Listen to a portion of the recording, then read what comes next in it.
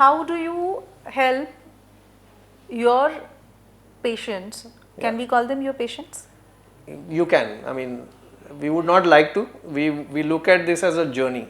So anybody who wants to improve their health, anybody who wants to improve their life, anybody who wants to take control of their own outcomes health-wise, we would be having that whole spectrum.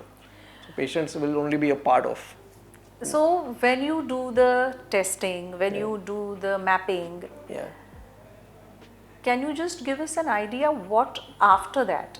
You have scientists in your team, you have nutritionists in your team, and you have a hacker. Yes. The founder is a hacker. So what's the journey after the kit? So I think this is a very good question, and I think this is a very, very important part from an understanding perspective as to why someone should want to take the test. What comes out, and I have only been amazed at how much we've been able to learn from the microbiome. What comes out from the test is a very standardized and easy format to understand. Particularly our scientists are now very good at being able to understand and interpret what are all these microbes doing in a person's body once we receive their sample and once we process it. So what we've done is we've categorized the microbes into roles and actions that they are playing, and also we have certain scores that are given in our report which indicate, for example, how healthy are you is a general indicator that comes right up front.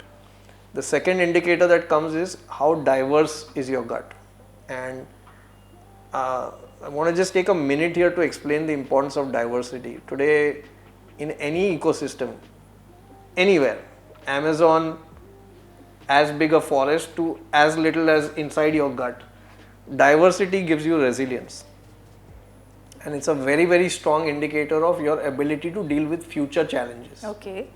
So we track that as well in your gut to see how diverse are your microbes. They may not all be good, that's the disclaimer. So don't think that if you have bad microbes it's a bad thing, but if you have greater diversity, you have ability to take on challenges which you may not be facing today but tomorrow's challenges. That's the real indicator for And the challenge, by challenges you mean not just gut challenges but overall health challenges. Overall, absolutely, absolutely. They're all linked. I mean, they're all tracking back to your gut. From hair to toe. Everything is tracking back to your gut. And I'm saying this now, but a lot of these things don't have as much evidence today, but over the next few years, everything is going to be backed with evidence, tracking back. And Ayurveda already figured this like 4,000 years ago. So explain what you were saying about the diversity. Yes.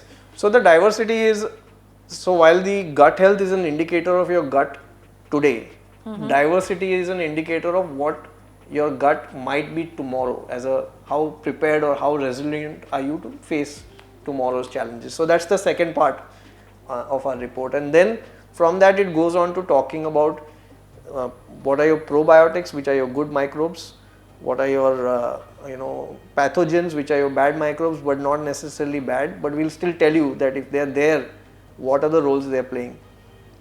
Post that we have something called opportunists, which are always going to be present again, not necessarily bad today, but for example, if somebody like me so many years ago takes a course of antibiotics and suddenly the opportunist population just explodes. So in a smaller proportion, these weren't bad for me, but suppose they became dominant in my gut, the kind of things that havoc that they played with me could happen to other people in different formats. So we are able to track that as well. From that, the next sections go into talking about some other bacteria which are beneficial to you, called butyrate producing bacteria. So butyrate producing bacteria, what they do is they help the integrity of your gut lining.